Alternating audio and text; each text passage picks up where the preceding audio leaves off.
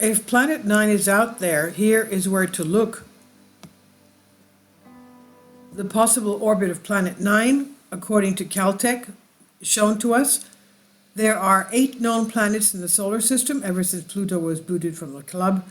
But for a while, there has been some evidence that there might be one more planet, a hypothetical Planet 9, or some people refer to Planet X, Nibiru, lurking in the outer edge of our solar system. So far, this world has eluded discovery, but a new study has pinned down where it should be. The evidence for Planet 9 comes from its gravitational pull on other bodies of our solar system. If the planet exists, its gravity will affect the orbits of other planets. So if something seems to be tugging on a planet, just do a bit of math to find the source. So this is how Neptune was discovered, when John Couch Adams and Urbain Le Verrier noticed independently that Uranus seemed to be tugged by an unseen planet.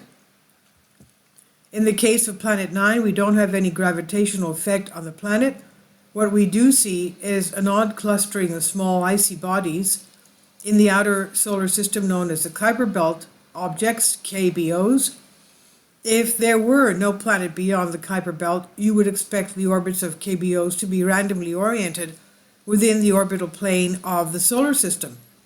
But instead, we see lots of KBOs' orbits are clustered in the same orientation. It's possible that this is just due to random chance, but that is not likely. Back in 2016, the authors looked at the statistical distribution of KBOs and concluded the clustering was caused by an undetected outer planet. And based on their calculations, this world has a mass of 5 Earths, that's about 10 times more distant, is also 10 times more distant from the Sun than Neptune.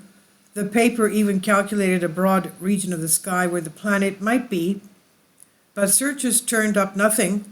This led some to conclude that the planet does not exist. Orbital oddness does not prove a planet exists. Just ask planet Vulcan. Others went so far as to argue Planet 9 does exist, but we can't see it because it's a primordial black hole. This new study re-examines the original work in light of some of the criticism it received. One big criticism is that outer solar system bodies are difficult to find, so we look for them where it's convenient. The clustering effect we see could just be due to biased data. Taking observational bias into effect, the authors find the clustering is still statistically unusual.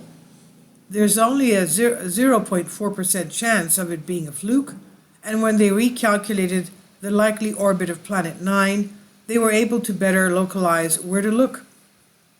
One interesting aspect of the study is that the newly calculated orbit puts Planet 9 closer to the Sun than originally thought.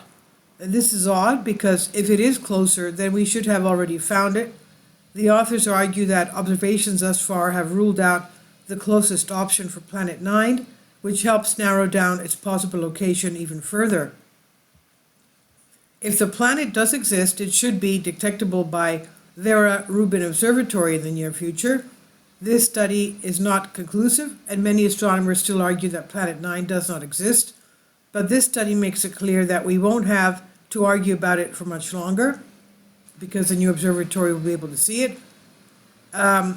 So either it will be discovered soon, or observations will rule it out as an explanation for KBO's clustering effect. This is from Universe Today. More information by Michael Brown, Konstantin Batygin. And this is on phys.org. Please leave your comments. Thank you for your support. Please support my Patreon account.